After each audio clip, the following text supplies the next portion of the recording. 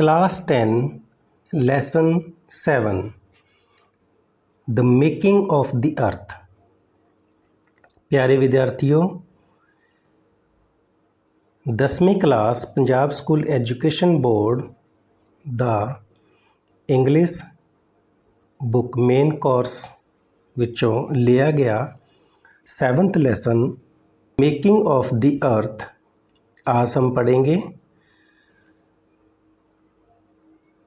ये पाठ पंडित जवाहर लाल नेहरू ने अपनी धी ਨੂੰ ਲਿਖੀਆਂ ਚਿੱਠੀਆਂ ਵਿੱਚੋਂ ਲਿਆ ਗਿਆ ਹੈ। ਉਹਨਾਂ ਨੇ ਆਪਣੀ ਧੀ ਨੂੰ 1928 ਵਿੱਚ ਕੁਝ ਚਿੱਠੀਆਂ ਲਿਖੀਆਂ ਸਨ, ਜਿਨ੍ਹਾਂ ਵਿੱਚੋਂ ਇਹ ਪਾਠ ਦਾ ਅੰਸ਼ ਲਿਆ ਗਿਆ ਹੈ। Jawahar Lal Nehru was a prolific writer। Jawahar Lal Nehru ਇੱਕ ਬਹੁਤ ਵਧੀਆ, prolific ਦਾ ਮਤਲਬ ਹੁੰਦਾ ਹੈ ਫਲਦਾਰ, ਲੇਖਕ ਸੀ। He was an original thinker and had great insight। ਉਹ ਬਹੁਤ ਹੀ ਵਧੀਆ ਸੱਚੀਆਂ ਗੱਲਾਂ ਸੋਚਣ ਵਾਲੇ ਵਿਚਾਰਕ ਸੀ ਅਤੇ ਉਹਨਾਂ ਦੀ ਸੋਚ ਬਹੁਤ ਗਹਿਰੀ ਸੀ। His famous books are ਉਹਨਾਂ ਦੀਆਂ ਮਹਾਨ ਅਤੇ ਪ੍ਰਸਿੱਧ ਕਿਤਾਬਾਂ Glimpses of World History and Discovery of India। ਇਹ ਦੋ ਕਿਤਾਬਾਂ ਉਹਨਾਂ ਦੀਆਂ ਬਹੁਤ ਹੀ ਪ੍ਰਸਿੱਧ ਕਿਤਾਬਾਂ ਸਨ। ਤਾਂ ਸ਼ੁਰੂ ਕਰਦੇ ਹਾਂ ਲੈਸਨ। ਪਿਆਰੇ ਵਿਦਿਆਰਥੀਓ, ਇਸ ਲੈਸਨ ਵਿੱਚ ਨਹਿਰੂ ਜੀ ਆਪਣੀ ਧੀ ਨੂੰ ਐਡਰੈਸ ਕਰਦੇ ਹਨ ਅਤੇ ਉਸ ਨੂੰ ਧਰਤੀ ਦੇ ਬਣਨ ਬਾਰੇ ਜਾਣਕਾਰੀ ਦਿੰਦੇ ਹਨ। ਯੂ ਨੋ, ਤੁਸੀਂ ਜਾਣਦੇ ਹੋ। ਯੂ ਤੋਂ ਭਾਵ ਉਹ ਆਪਣੀ ਧੀ ਨੂੰ ਕਹਿ ਰਹੇ ਹਨ। ਯੂ ਨੋ, ਤੁਸੀਂ ਜਾਣਦੇ ਹੋ। That the earth goes round the sun and the moon goes round the earth. ਉਹ ਆਪਣੀ ਬੇਟੀ ਨੂੰ ਦੱਸਦੇ ਹਨ ਕਿ ਤੁਸੀਂ ਜਾਣਦੇ ਹੋ ਕਿ ਧਰਤੀ ਸੂਰਜ ਦੇ ਚਾਰੇ ਪਾਸੇ ਘੁੰਮਦੀ ਹੈ ਅਤੇ ਚੰਨ ਧਰਤੀ ਦੇ ਚਾਰੇ ਪਾਸੇ ਘੁੰਮਦਾ ਹੈ। ਯੂ ਨੋ ਆਲਸੋ ਪਰਹੈਪਸ ਦੈਟ, ਸ਼ਾਇਦ ਤੁਸੀਂ ਇਹ ਵੀ ਜਾਣਦੇ ਹੋ ਕਿ there are several other bodies which like the earth go round the sun। ਅਜਿਹੇ ਕਈ ਹੋਰ ਪਿੰਡ ਵੀ ਹਨ ਜਿਹੜੇ ਧਰਤੀ ਵਾਂਗ ਸੂਰਜ ਦੇ ਚਾਰੇ ਪਾਸੇ ਚੱਕਰ ਲਗਾਉਂਦੇ ਹਨ। all these, ਇਹਨਾਂ ਸਾਰਿਆਂ ਨੂੰ including our earth, are called planets of the sun। ਇਹਨਾਂ ਸਾਰਿਆਂ ਨੂੰ ਧਰਤੀ ਸਮੇਤ ਸੂਰਜ ਦੇ ਗ੍ਰਹਿ ਕਿਹਾ ਜਾਂਦਾ ਹੈ। The moon is called a satellite of the earth because it hangs on to it। ਧਰਤੀ ਦਾ ਉਪਗ੍ਰਹਿ ਚੰਨ ਹੈ ਅਤੇ ਚੰਨ ਨੂੰ ਧਰਤੀ ਦਾ ਉਪਗ੍ਰਹਿ ਕਿਹਾ ਜਾਂਦਾ ਹੈ ਕਿਉਂਕਿ ਇਹ ਇਸ ਦੇ ਨਾਲ ਲਟਕਿਆ ਰਹਿੰਦਾ ਹੈ। ਹੈਂਗਸ ਔਨ ਤੋਂ ਭਾਵ ਹੈ ਲਟਕਿਆ ਰਹਿਣਾ। The other planets have also got their satellites। ਹੋਰ ਗ੍ਰਹਿਆਂ ਦੇ ਵੀ ਆਪਣੇ ਸੈਟੇਲਾਈਟਸ ਹਨ।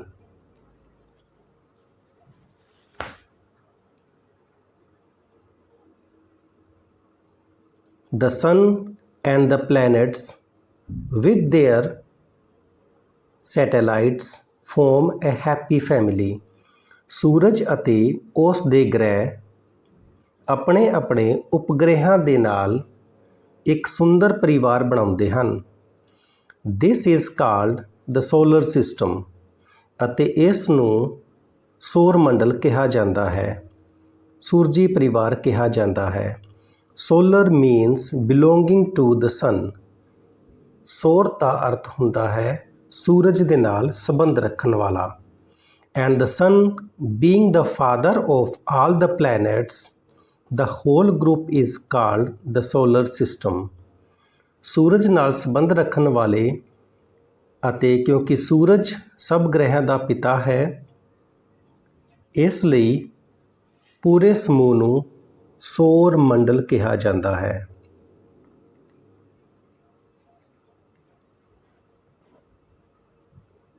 At night you see thousands of stars in the sky. ਰਾਤ ਸਮੇਂ ਤੁਸੀਂ ਆਕਾਸ਼ ਵਿੱਚ ਹਜ਼ਾਰਾਂ ਤਾਰਿਆਂ ਨੂੰ ਦੇਖਦੇ ਹੋ। Only a few of these are the planets and these are really not called stars at all. ਉਹਨਾਂ ਵਿੱਚੋਂ ਕੇਵਲ ਕੁਝ ਹੀ ਗ੍ਰਹਿ ਹੁੰਦੇ ਹਨ ਅਤੇ ਇਹਨਾਂ ਨੂੰ ਅਸਲ ਵਿੱਚ ਤਾਰੇ ਬਿਲਕੁਲ ਵੀ ਨਹੀਂ ਕਿਹਾ ਜਾਂਦਾ। Can you distinguish between a planet and a star? ਕੀ ਤੁਸੀਂ ਇੱਕ ਗ੍ਰਹਿ ਅਤੇ ਇੱਕ ਤਾਰੇ ਵਿੱਚ ਫਰਕ ਦੱਸ ਸਕਦੇ ਹੋ? The planets are really quite tiny, like our Earth. ਸਾਡੀ ਧਰਤੀ ਵਾਂਗ ਹੀ ਅਸਲ ਵਿੱਚ ਤਾਰਿਆਂ ਦੀ ਤੁਲਨਾ ਵਿੱਚ ਗ੍ਰਹਿ ਕਾਫੀ ਛੋਟੇ ਹੁੰਦੇ ਹਨ compared to the stars, but they look bigger in the sky because they are much nearer to us. ਪਰੰਤੂ ਉਹ ਆਕਾਸ਼ ਵਿੱਚ ਜ਼ਿਆਦਾ ਵੱਡੇ ਦਿਖਾਈ ਦਿੰਦੇ ਹਨ ਕਿਉਂਕਿ ਉਹ ਸਾਡੇ ਬਹੁਤ ਨੇੜੇ ਹੁੰਦੇ ਹਨ। Just as the moon which is in reality quite a baby looks so big because it is quite near to us. ਬਿਲਕੁਲ ਉਸੇ ਤਰ੍ਹਾਂ ਚੰਨ ਵੀ, ਜਿਹੜਾ ਅਸਲ ਵਿੱਚ ਇੱਕ ਛੋਟੇ ਬੱਚੇ ਦੇ ਸਮਾਨ ਹੈ, ਇੰਨਾ ਵੱਡਾ ਦਿਖਾਈ ਦਿੰਦਾ ਹੈ ਕਿਉਂਕਿ ਉਹ ਸਾਡੇ ਬਹੁਤ ਨੇੜੇ ਹੈ। But the real way to distinguish the stars from the planets is to see if they twinkle ਔਰ ਨੋਟ। ਪਰੰਤੂ ਤਾਰਿਆਂ ਅਤੇ ਗ੍ਰਹਿਆਂ ਵਿੱਚ ਫਰਕ ਜਾਣਨ ਦਾ ਅਸਲੀ ਤਰੀਕਾ ਇਹ ਦੇਖਣਾ ਹੈ ਕਿ ਉਹ ਟਿਮਟਿਮਾਉਂਦੇ ਹਨ ਜਾਂ ਨਹੀਂ। ਸਟਾਰ ਟਵਿੰਕਲ, ਤਾਰੇ ਟਿਮਟਿਮਾਉਂਦੇ ਹਨ, ਪਲੈਨਟਸ ਡੋਂਟ। ਗ੍ਰਹਿ ਨਹੀਂ ਟਿਮਟਿਮਾਉਂਦੇ। That is because the planets only shine because they get the light of our sun. ਇਹ ਇਸ ਲਈ ਹੈ ਕਿਉਂਕਿ ਗ੍ਰਹਿ ਕੇਵਲ ਇਸ ਲਈ ਚਮਕਦੇ ਹਨ ਕਿਉਂਕਿ ਉਹ ਸਾਡੇ ਸੂਰਜ ਤੋਂ ਪ੍ਰਕਾਸ਼ ਗ੍ਰਹਿਣ ਕਰਦੇ ਹਨ। It is only the sunshine on the planets ਔਰ ਦ ਮੂਨ ਦੈਟ ਵੀ ਸੀ। ਗ੍ਰਹਿ ਅਤੇ ਜਾਂ ਚੰਦਰਮਾ 'ਤੇ ਸਿਰਫ ਸੂਰਜ ਦੀ ਰੋਸ਼ਨੀ ਹੁੰਦੀ ਹੈ ਜਿਸ ਨੂੰ ਅਸੀਂ ਦੇਖਦੇ ਹਾਂ। The real stars are like our sun. ਅਸਲੀ ਤਾਰੇ ਸਾਡੇ ਸੂਰਜ ਵਾਂਗ ਹੁੰਦੇ ਹਨ। They shine of themselves because they are very hot and burning.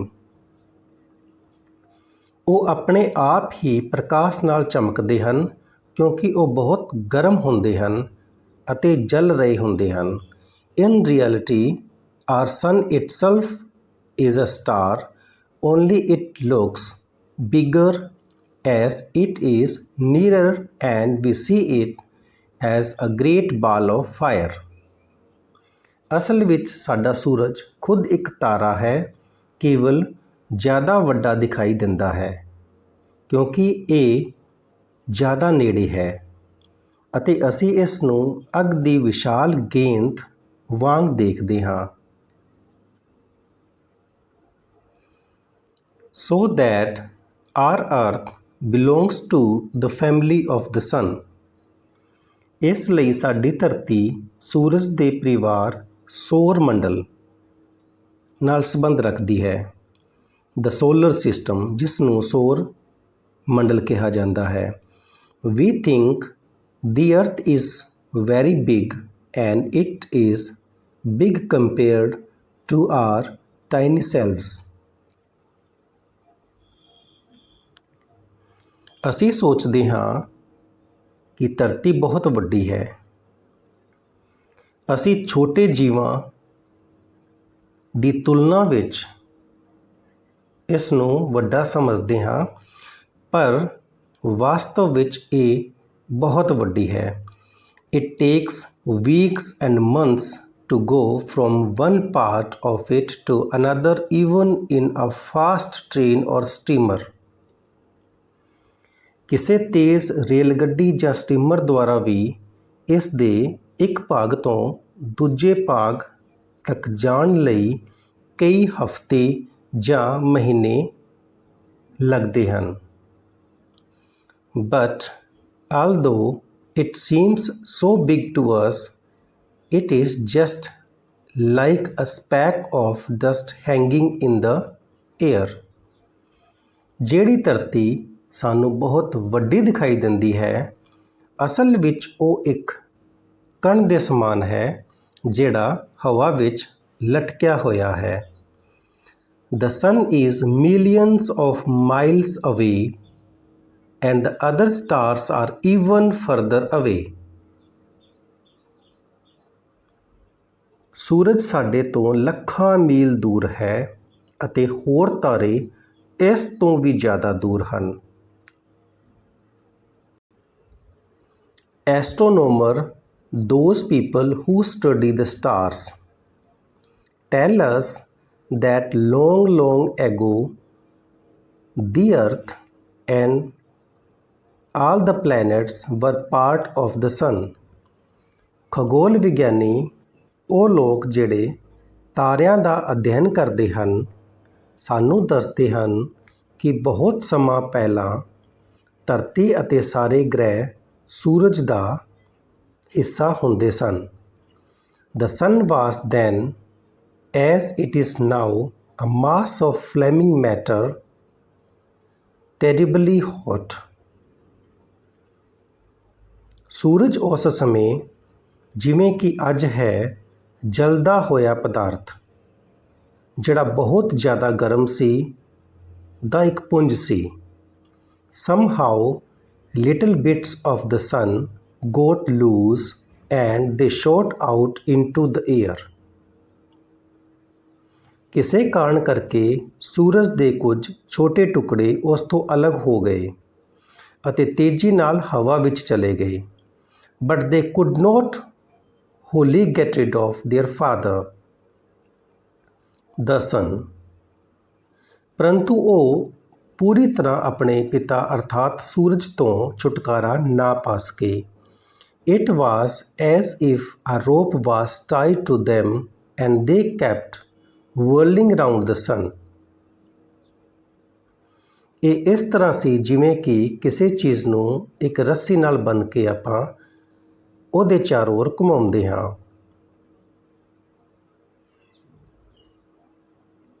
This strange force, which I have compared to a rope, is something which attracts little things to great.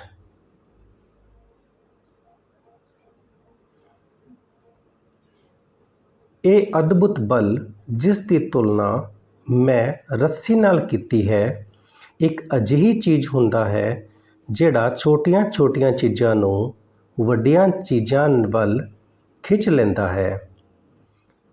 It is the force which makes things fall by their weight. ਇਹ ਉਹੀ ਬਲ ਹੈ ਜਿਹੜਾ ਚੀਜ਼ਾਂ ਨੂੰ ਆਪਣੇ ਭਾਰ ਕਰਕੇ ਡਿੱਗਣ ਲਈ ਮਜਬੂਰ ਕਰ ਦਿੰਦਾ ਹੈ। The earth, being the biggest thing near us, attracts everything we have.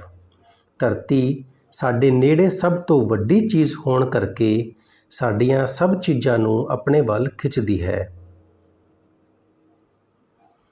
In this way, our earth also shot out from the sun. ਇਸ ਤਰ੍ਹਾਂ ਸਾਡੀ ਧਰਤੀ ਵੀ ਸੂਰਜ ਤੋਂ ਅਲੱਗ ਹੋ ਗਈ। It must have been very hot with terrible hot gases and air all around it. ਇਹਦੇ ਚਾਰੇ ਪਾਸੇ ਫੈਲੀਆਂ ਭਿਆਨਕ ਰੂਪ ਨਾਲ ਗਰਮ ਗੈਸਾਂ ਅਤੇ ਹਵਾ ਦੇ ਕਾਰਨ ਇਹ ਬਹੁਤ ਗਰਮ ਰਹੀ ਹੋਵੇਗੀ। But as it was very much smaller than the sun, it started to cool. ਪਰੰਤੂ ਇਹ ਸੂਰਜ ਤੋਂ ਬਹੁਤ ਜ਼ਿਆਦਾ ਛੋਟੀ ਸੀ, ਇਸ ਕਰਕੇ ਇਹ ਠੰਡੀ ਹੋਣੀ ਸ਼ੁਰੂ ਹੋ ਗਈ। The sun also is getting less hot, but it will take millions of years to cool. ਸੂਰਜ ਵੀ ਘੱਟ ਗਰਮ ਹੁੰਦਾ ਜਾ ਰਿਹਾ ਹੈ, ਪਰ ਠੰਡਾ ਹੋਣ ਲਈ ਇਸ ਨੂੰ ਲੱਖਾਂ ਸਾਲ ਲੱਗ ਜਾਣਗੇ। The earth took much less time to cool.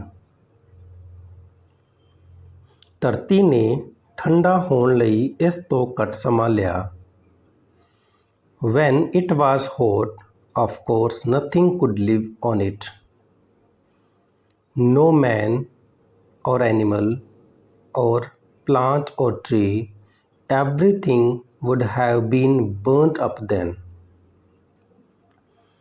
ਜਦੋਂ ਇਹ ਗਰਮ ਸੀ ਤਾਂ ਨਿਸੰਦੇਹ ਇਸ 'ਤੇ ਕੋਈ ਵੀ ਚੀਜ਼ ਜੀਵਤ ਨਹੀਂ ਰਹੀ ਹੋਵੇਗੀ। ਨਾ ਤਾਂ ਮਨੁੱਖ, ਨਾ ਹੀ ਕੋਈ ਜਾਨਵਰ, ਨਾ ਕੋਈ ਪੌਦਾ ਜਾਂ ਕੋਈ ਹੋਰ ਦਰਖਤ। ਸਭ ਕੁਝ ਉਸ ਸਮੇਂ ਜਲ ਗਿਆ ਹੋਵੇਗਾ। Just as a bit of the sun shot out and became the earth, so also a bit of the earth shot out and became the moon. ਜਿਵੇਂ ਸੂਰਜ ਦਾ ਇੱਕ ਟੁਕੜਾ ਅਲੱਗ ਹੋ ਗਿਆ ਅਤੇ ਧਰਤੀ ਬਣ ਗਿਆ, ਉਸੇ ਤਰ੍ਹਾਂ ਹੀ ਧਰਤੀ ਦਾ ਇੱਕ ਟੁਕੜਾ ਅਲੱਗ ਹੋ ਗਿਆ ਅਤੇ ਚੰਨ ਬਣ ਗਿਆ। Many people think that the moon came out of the great hollow which is now the Pacific Ocean between America and Japan. ਬਹੁਤ ਸਾਰੇ ਲੋਕਾਂ ਦਾ ਵਿਚਾਰ ਹੈ ਕਿ ਚੰਨ ਉਸ ਵਿਸ਼ਾਲ ਖੱਡੇ ਜਾਂ ਟੋਏ ਵਿੱਚੋਂ ਨਿਕਲਿਆ ਸੀ ਜਿਹੜਾ ਵਰਤਮਾਨ ਸਮੇਂ ਵਿੱਚ ਅਮਰੀਕਾ ਅਤੇ ਜਾਪਾਨ ਦੇ ਵਿਚਾਲੇ ਸਥਿਤ ਪ੍ਰਸ਼ਾਂਤ ਮਹਾਸਾਗਰ ਹੈ।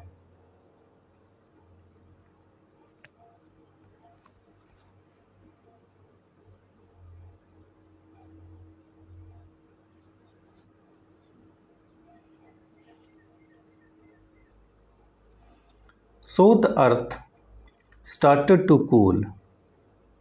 ਇਸ ਤਰ੍ਹਾਂ ਧਰਤੀ ਠੰਡੀ ਹੋਣੀ ਸ਼ੁਰੂ ਹੋ ਗਈ। It took a long time over it.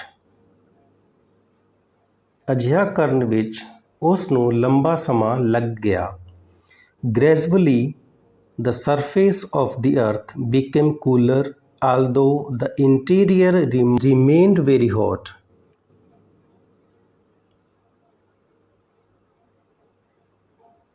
ਹੌਲੀ ਹੌਲੀ ਧਰਤੀ ਦੀ ਸਤਹ ਠੰਡੀ ਹੋ ਗਈ, ਭਾਵੇਂ ਉਸ ਦਾ ਅੰਦਰੂਨੀ ਭਾਗ ਬਹੁਤ ਗਰਮ ਰਿਹਾ। Even now, if you go down a coal mine, it becomes hotter and hotter as you go down. ਜੇਕਰ ਅੱਜ ਵੀ ਤੁਸੀਂ ਕੋਲੇ ਦੀ ਖਾਨ ਵਿੱਚ ਜਾਓਗੇ ਤਾਂ ਤੁਸੀਂ ਜਿਵੇਂ ਹੇਠਾਂ ਜਾਂਦੇ ਰਹੋਗੇ ਇਹ ਹੋਰ ਜ਼ਿਆਦਾ ਗਰਮ ਹੁੰਦੀ ਜਾਂਦੀ ਹੈ। Probably if you could go down deep enough inside the earth, you would find it red hot. ਸ਼ਾਇਦ ਜੇਕਰ ਤੁਸੀਂ ਧਰਤੀ ਦੇ ਅੰਦਰ ਕਾਫੀ ਡੂੰਘਾਈ ਵਿੱਚ ਜਾ ਸਕੋ ਤਾਂ ਤੁਹਾਨੂੰ ਇਹ ਲਾਲ ਅਤੇ ਤਪਦੀ ਹੋਈ ਦਿਖਾਈ ਦੇਵੇਗੀ। The moon also started to cool, and because it was much smaller, then even the earth, it cooled more quickly than the earth। ਚੰਦਰਮਾ ਵੀ ਠੰਡਾ ਹੋਣਾ ਸ਼ੁਰੂ ਹੋ ਗਿਆ ਕਿਉਂਕਿ ਉਹ ਧਰਤੀ ਤੋਂ ਵੀ ਜ਼ਿਆਦਾ ਛੋਟਾ ਸੀ ਅਤੇ ਧਰਤੀ ਦੀ ਤੁਲਨਾ ਵਿੱਚ ਛੇਤੀ ਠੰਡਾ ਹੋ ਗਿਆ। It looks delightfully cool, does it not? It is called the cold moon.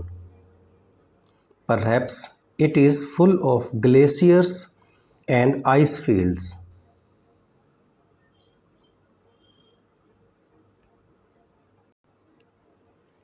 ਚੰਦਰਮਾ ਬਹੁਤ ਹੀ ਆਨੰਦਮਈ ਢੰਗ ਨਾਲ ਠੰਡਾ ਦਿਸਦਾ ਹੈ।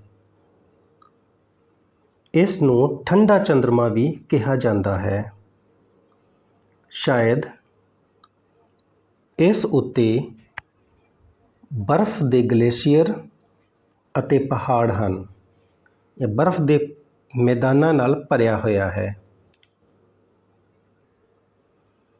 When the earth cooled, all the water vapor in the air condensed into water and probably came down as rain। ਜਦੋਂ ਧਰਤੀ ਠੰਡੀ ਹੋ ਗਈ ਤਾਂ ਹਵਾ ਵਿੱਚ ਮੌਜੂਦ ਸਾਰੇ ਜਲ ਵਾਸਪ ਸੰਘਣੇ ਹੋ ਗਏ ਅਤੇ ਪਾਣੀ ਬਣ ਕੇ ਵਰਖਾ ਦੇ ਰੂਪ ਵਿੱਚ ਹੇਠਾਂ ਡਿੱਗੇ। It must have rained a tremendous a lot then।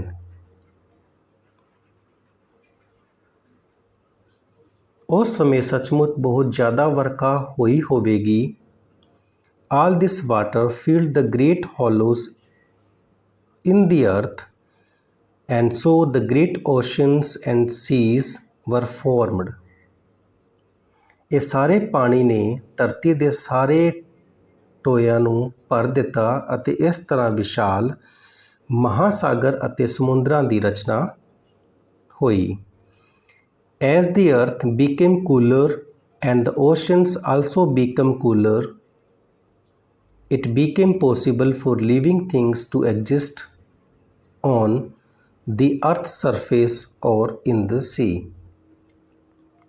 ਜਿਵੇਂ ਜਿਵੇਂ ਧਰਤੀ ਹੋਰ ਠੰਡੀ ਹੋਈ ਅਤੇ ਮਹਾਸਾਗਰ ਵੀ ਜ਼ਿਆਦਾ ਠੰਡੇ ਹੋਏ ਤਾਂ ਧਰਤੀ ਦੀ ਸਤ੍ਹਾ ਅਤੇ ਸਮੁੰਦਰ ਵਿੱਚ ਜੀਵਾਂ ਦਾ ਰਹਿਣਾ ਸੰਭਵ ਹੋਇਆ।